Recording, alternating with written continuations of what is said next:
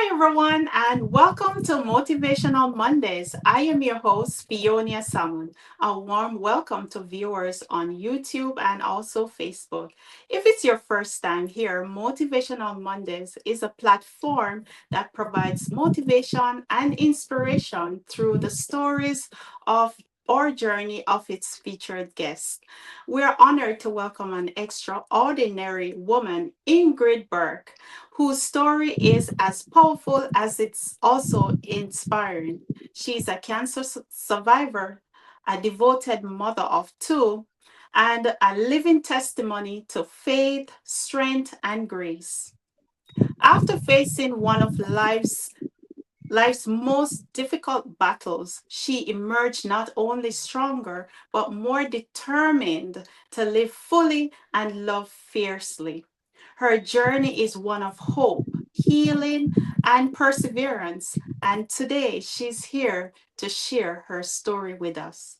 Before we dive into the discussion, you're invited to subscribe to the YouTube channel Fionia and Friends. Your comments and questions on YouTube can be seen on screen. Motivational Mondays is sponsored by Ionia Distributors LLC, the company that distributes my stainless steel barware sets and also my motivational t shirts featuring the title of my book, It Will Be Long But Not Forever. Please go ahead and get a copy of my book, and while you're at it, also get a t shirt to go with that. Now, let's dive into the discussion with Ingrid. Ingrid, how are you? And welcome to Motivational Mondays. I am good, thank you. Let's start by getting to know you a little bit. Tell us a little bit about yourself and also what was life like before getting that diagnosis. Well, my name is Ingrid Burke. Um, as you had expressed, I'm a mother of two. Before getting the diagnosis, I was a vibrant person, engaged in a lot of church activities, not only at church but at work. I tried to be involved in youth development programs. And also at my work, I love to see people excel. So I try my best to encourage persons and not only encourage them, assist them to excel in life. Wow, it sounds like you were super, super active. When you first discovered that you had breast cancer, what led for you to realize that there was something wrong? I remember before the diagnosis, I was ill. I came down with a flu, and normally flu would last with persons for about 2 to 3 weeks, but this flu lasted a longer than 2 to 3 weeks. As a result, I decided to go to the doctor. Not only that, I realized there was a lump in my breast also. So I went for the flu and I expressed to the doctor that there is also a lump in the breast. And there and then she sent me to a specialist to get a biopsy done. And that day when they called you to relate that message, what was your mental state at that time? I was at work and the first thing that comes to my mind when a doctor calls you, you know something is really wrong. Normally, doctors doesn't call their patients unless something is really wrong. And I got a call, you need to come to the office now. And I kept asking the doctor, is everything okay? You said you need to find my office. No. I was nervous, but I requested some time from work to go to the doctor. And I got the time off, so I went the same afternoon. Okay, I know that that was extremely hard news for you to even to absorb for yourself, but how did you manage to tell your loved ones, especially your kids? How did they take the news? Um, they didn't take it well because my husband, which is their dad, died the year before. And then The following year, 2023, I was diagnosed with cancer. So they didn't take it really well. I would Oh, say they were traumatized to hear wow. the ordeal. So just listening to your story, I can just imagine that moment. Um, you're tuned into Motivational Mondays. I am your host, Fiona Salmon, and today's guest is Ingrid Burke. And she's a cancer survivor, a devoted single mom of two, a living testimony of strength and grace.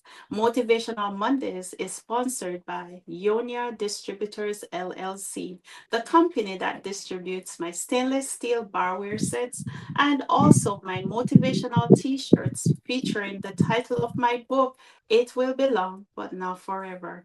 Please go ahead and get a copy today. And also, for all my subscribers, thank you so much. I really, really appreciate you watching all my videos. And I just want you to continue to share it wide and far. And for those of you who haven't subscribed yet, please go ahead and subscribe to Fiona and Friends. Now, let's get back into the interview with Ingrid Burke. Ingrid, facing treatment, I know oftentimes bring a whole different new set of challenges as the body adapts to just changes. What kind of treatments did you undergo? I had to go through 16 sessions of chemotherapy, which was not easy for a person to go through. But because of faith and determination, I decided that I was going to fight. Going through the chemotherapy, the body system gets weak. So that's a different challenge. And I had to be administering injection to myself, or my daughter would administer the injection to me every Sunday prior to the treatment of chemotherapy. I know that during our discussion earlier, just talking on the phone, you had mentioned that you lost your hair. At what point did you lose your hair? So there was 4 sessions of chemotherapy. Normally, person would call that the red devil. Now I understand why they call it the red devil. Wow. Those are red. And after the third session of the red devil, I realized that one morning I started combing my hair. My hair was very tall, and then it kept coming out in my hand, and I started to cry. But Oh, I kept the faith, and I had a shoebox, and I said, "Okay, this is it." So I started putting the hair that fell out in the shoebox. I had an entire shoebox filled with my hair. You wow. know, it So, wasn't easy. yeah. So after, I know that you've been through physical changes. What were some of the emotional changes that you undergo? So some of the emotional changes that I undergo, I I wouldn't say become withdrawn, but I would say I draw closer to God, because there and then I knew my faith had to be strong. So I have to have a divine will. So I draw closer to God. So if persons were trying to reach out to me, I would put something on my DP or on my status, please text. Because it was a time that I didn't really want to speak much. I just want to reflect and have time with my creator. Oh, wow. Wow. So you were experiencing like a moment of withdrawal. To some extent, yes. To some extent, it was a moment of withdrawal, but not only withdrawal, it was a moment of reflection. Okay. Were there any moment or moments during your treatment that you felt like giving up, like this is it, like your body can't take anymore? Yes, because after I got the red devil, that, as I said, that was for treatment. Those are really harsh. Sometimes person go through those treatment and they don't survive it any at all. And then they change the medication to a different set, and it caused my immune system to become very, very weak. There are Wow. times I went in for treatment, and because the blood count was too low, I wasn't able to get the chemotherapy. I wasn't able to get the treatment. So at that point, I was wondering, if this is happening, should I persist? Should I continue? Should I pursue? I know that in that moment, I can understand that you were staying strong for yourself and also maybe staying strong for those around you. But having a good support system is very important. And how did your support system actually rally around? I know that you mentioned your daughter, she helped you with the treatments, but who else were there? Friends, family? Just walk us through your support system. All right. My organization, strength of support. They were some would say cheerleaders. My organization, there are a lot of members. They supported me in my organization. At one point, they did a fish fry to Oh, offset some of the costs because the treatment was very, very expensive. wow. Very, very expensive. My daughter, she was one of my biggest support. There are times when I wasn't able to cook, wasn't able to do anything. She would assist me. My sister, my aunt, Mm. they were there for me. My church members, they were there for me.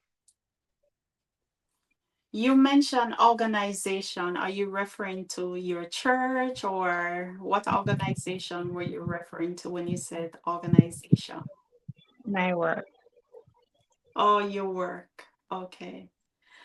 Um, I know that no matter how many people you might have around you, but having that personal relationship with God Himself, what was your favorite verse or song that really carried you through that moment when you feel like the end is near? So my favorite song, Because He Lives, I Can Face Tomorrow, and Jesus Doeth All Things Well. Those were two of my favorite songs. And my favorite verse was Jeremiah 29 and verse 11. I know the plans I have for you, saith the Lord. Amen. Those Amen. are the ones that keep me going on a day-to-day basis. Wow. Those are powerful quotes and also a powerful song. And for that, we're gonna go ahead and take a break, take a breather. You're tuned into Motivational Mondays. I am your host, Fionia Salmon, and today I'm joined by Ingrid Burke, and she is going through her journey with having to go through breast cancer. And today she's sharing her story and what it was like. So here you go, you're getting it firsthand. She is very strong individual, and I just want you to go ahead and share out this video. Once you see this video, motivate someone by sharing it wide and far.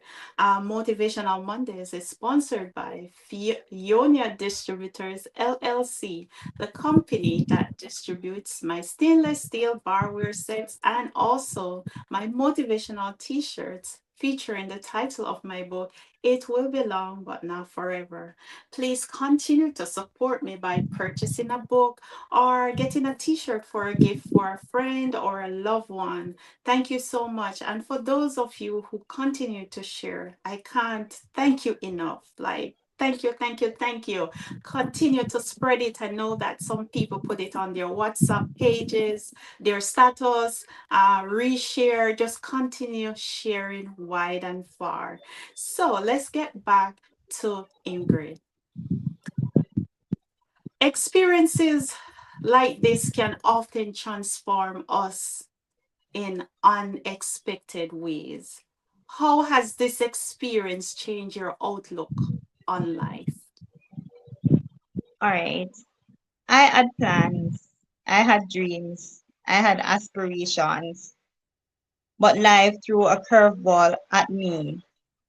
So it altered some things that I would like to reach for in life. In spite of the challenges that I had, I did not make it deter me. I pressed on, and I know that persons were there to motivate me. There were persons that were there to support me. There were persons that were there who were praying. And I said to myself, if they are praying and believing for my healing and my health, I have to fight. I have to believe in myself also. The Um, journey, Go ahead. Go ahead, Ingrid. it wasn't easy because I wasn't able to drive myself for treatment because I was so weak.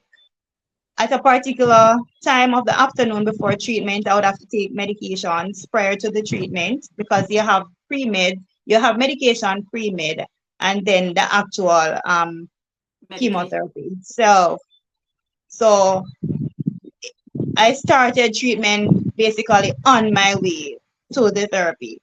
So I Mm. wasn't able to drive myself. So my organization, they put things in place that somebody would take me to treatment and from treatment also. I know at some point you might have even surprised yourself how strong you are.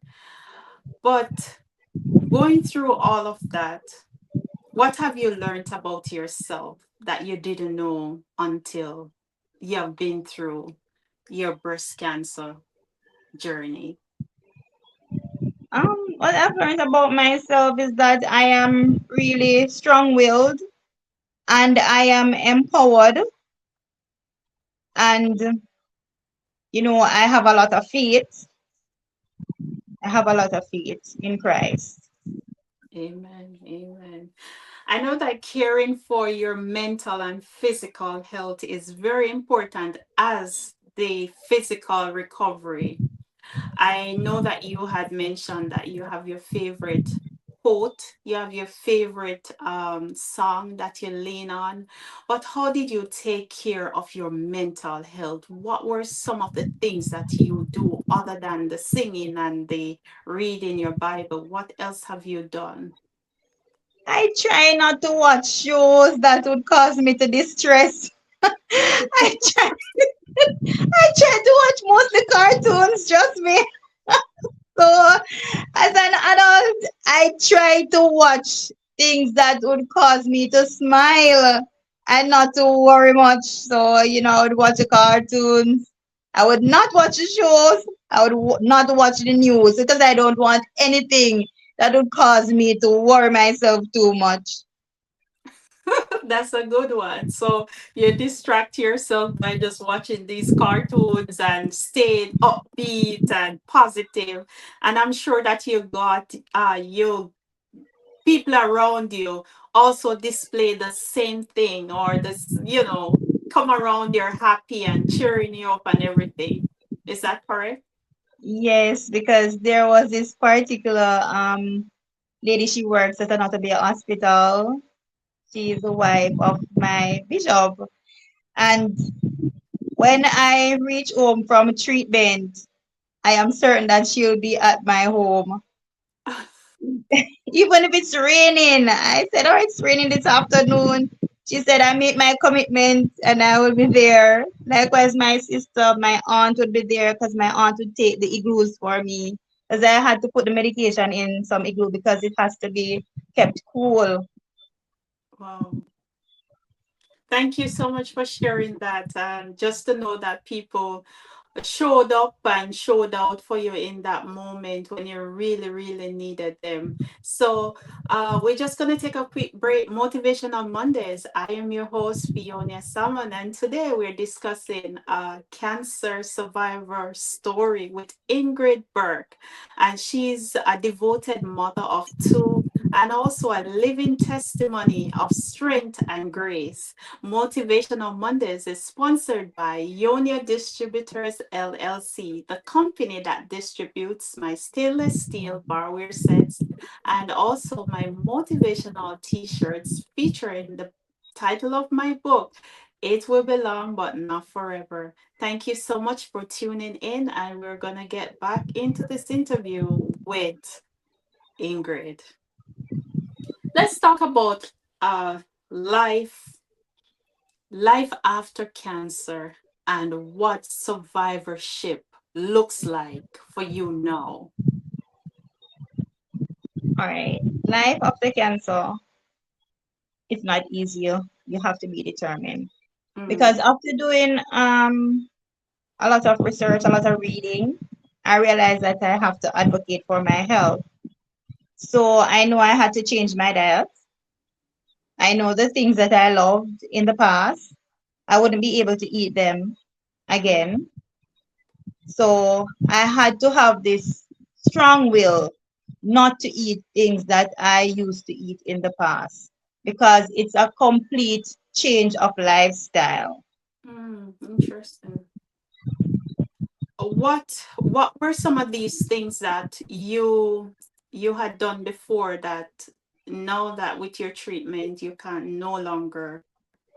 Just give us some examples of things that you usually do that you no longer do. So I used to eat a lot of rice, a lot of rice. I used to have a lot of white salt. I changed that completely. So I go the pink salt if I'm using salt in my meal. I use organic stuff mostly. I completely stay away from the white rice. So I would use other things such as chickpeas and mostly beans and peas and vegetables and fruits. Water, no juice, no sodas, water, Mm, no mm. sweet. I want to go back to the beginning. What year were you found out that you had cancer and how long it has been? 2023. Oh, so not long ago. Not long ago.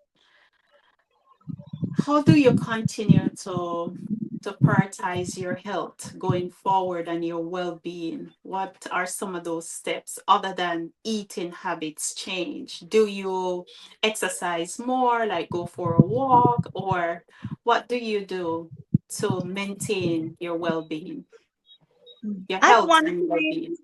at one point, I was added to an exercise team, but this would be online. So I'd stay in my living room and I'll do the exercises. I did not follow up on that, but whenever I get a chance to walk, I walk instead of drive. Oh, nice. You have come through so much. I really, really appreciate the strength and the effort and everything that you pushed through to get to this point.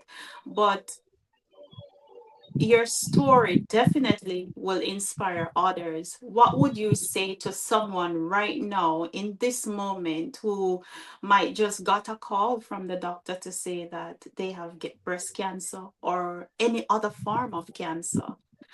What would you say to them in this moment? Do not panic.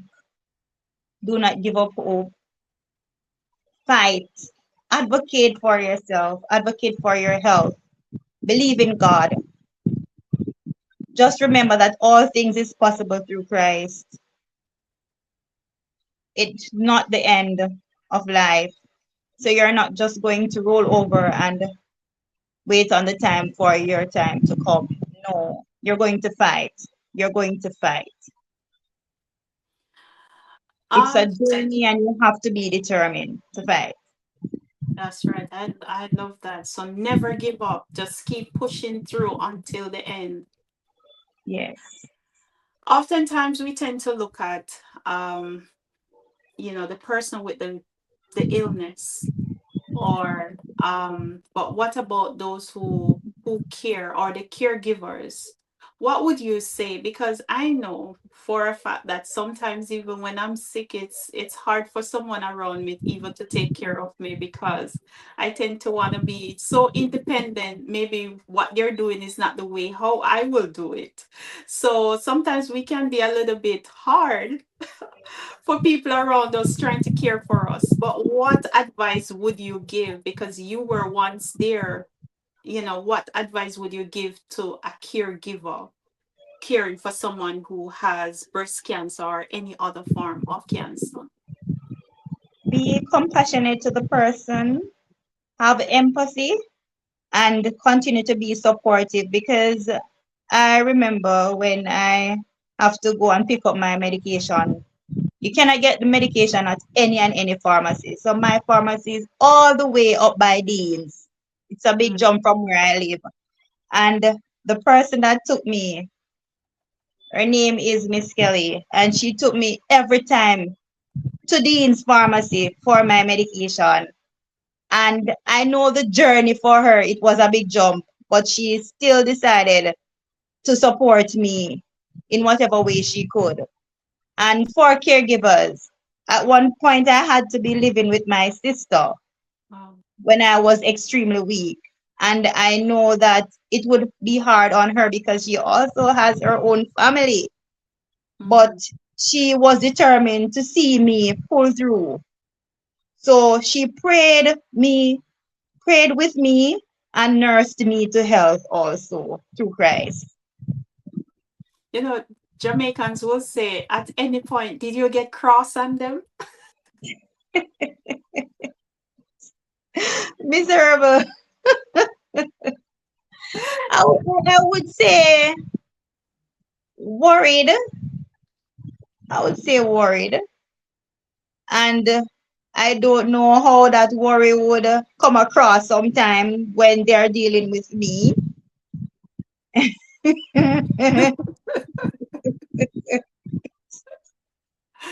Well, It's so good to see you really smiling and laughing back at all those moments. I remember that lady that took me for the medication. At one point, she said to me, "Come on, you need to have faith. You need to have more faith than this. Aren't you a Christian?"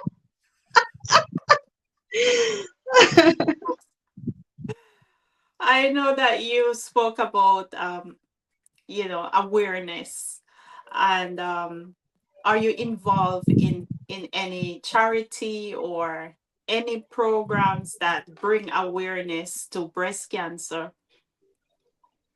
um, no, but when it was breast cancer last year, my church had a Sunday that was devoted to that day, and I was asked to invite somebody who I knew survived to speak about it, and I was also asked to speak about it too. But I I haven't. No, I'm not a part of any organization that assists persons or encourage persons who might be suffering from cancer. One thing that I can tell you that you're now spreading awareness by being a part of this show. So there you go. You're also spreading awareness to everyone watching this video. And as we wrap things up a little bit, I just want to get some closing thoughts on what was one thing that you wish that you understand about breast cancer even before you had it. What I wish I would understand before knowing that I had breast cancer, I wish I did my mammogram Mm, at the age of 40, because if I had done that, perhaps they would have detected it when it is not that far gone. And awareness for my females out there, do your mammogram. Because if you do your mammogram and it is detected early, persons might not have to remove their breast. mm. they can just do a lumpectomy and then the treatment continues from there. So finding it out early will allow the process to be a bit different. Everybody's journey is different. It all depends on the stage that it is at. So Mm, finding it out early makes a lot of difference. It gives more hope. that's right. You mentioned stages. What stage of cancer, of breast cancer, did you have, It if you don't was know? two it was 2A. Oh, 2A. So you found it in time, basically, just in time. What's your biggest hope for the future now that you have been through such a hard road, a rocky road? What's your plans and how do you see your future looking? I would like to go into nursing where I can assist persons who might be suffering with some illness. Not only that, I would like to write a book so that persons might be aware of the journey with sickness, especially cancer, and how they can overcome if they do not fear, if they have hope, if they believe in themselves. I'd like to be very inspirational. So I would like my story to go out there from time to time so that others might be encouraged and have hope that that is not the end of the road. They can still live their life to the fullest and be an impact to Mm, persons out there. I remember my saddest experience whilst in the chemotherapy room. There was this lady. She became my friend, and I always worry. I worry about a lot of things sometimes. And she was walking out, and she realized that I was worried because going through the treatment sometimes you become very very weak. And yes. she was finished with her treatment, and she came out of the room and she rubbed my hand and she said, "Girl, don't worry, everything will be well with you." But whilst on my vacation overseas, I saw something on her status and I realized that it was her daughter that put it up on her status. And, you know, she did the surgery, but she did not pull through. But she had Oh, faith, she had hope. And the hope that she gave to me helped me continue smiling today. do you think that you have a second chance at life? And how grateful are you? I have a second chance at life. I'm grateful whenever a person asks me, "How are you today?" I says, "Another day, another blessing. God Yeah. has been good to me." So I try to be positive. I try to look at things that would impact me in a positive way and things that would impact persons in a positive way. Mm, I try to have some sort of empathy because I realize that a lot of persons are having challenges out there. So mm. I want to be the one to make the difference, to let them know that today might be not so good, but tomorrow will be a better day for you. That is so impactful. Just hold on. Hope. Light is at the end of the tunnel, and that's so true. Um, this story really hit home to me. I had a friend of mine who passed away last year from breast cancer.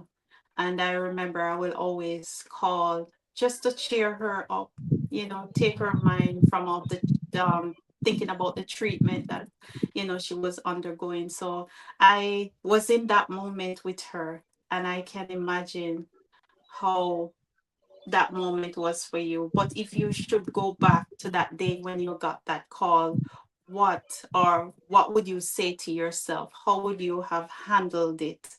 Would you have handled the news differently from just looking back at it now?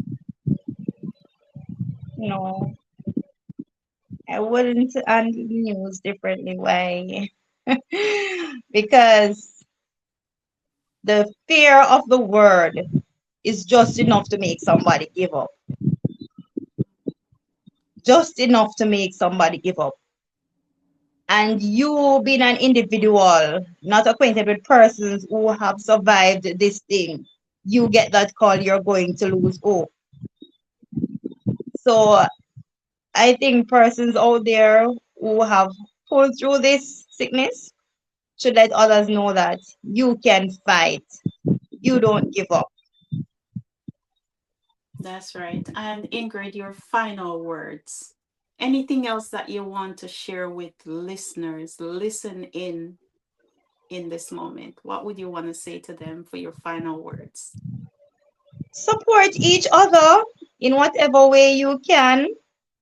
One of my thoughts is if I could help somebody as I travel along, then my living will not be in vain. Just remember that persons out there, you might see them with a smile, but they're going through some sort of trial, some sort of trouble, might be. So be the one to give a cheerful word of encouragement. Try to be supportive to your family members. Also, when persons do things for you, appreciate that person. Try to appreciate the person while they are living and celebrate them while they are alive. Powerful, powerful. Powerful. Thank you so much. That is so powerful. Make sure to give our loved ones the flowers while they are alive, not when they passed away. You're going to start crying, giving them all the fancy flowers, but while they are alive, give them their flowers. Thank you so much, Ingrid. Thank you for sharing your powerful story on Motivational Mondays, your courage, your openness as a cancer survivor left a lasting impact on all of us, even myself. Your voice brings hope, strength, inspiration to others who may be walking a similar path. We are deeply honored to have you as part of this conversation. And we appreciate the light you bring by simple being you. Until then, thank you, Ingrid. This is where we close Motivational Mondays. Today, make sure to share out this content to help someone along their journey. Motivational Mondays is every first and third Monday of each month at 7 p.m. Eastern Time and also at 6 p.m. Jamaica time. So if you're in Jamaica, it's 6 p.m. So don't forget to share with your friends and family. And don't forget to subscribe to my YouTube channel, Fionia and Friends. That's 2 IFIONIA. Join together with and Friends. So make sure you go ahead and subscribe. And for my loyal subscribers, thank you so much for watching my videos week after week whenever they're posted. And I just want to say, continue to share it wide and far. And until then, have a great one. I am your host, Bionia Salmon.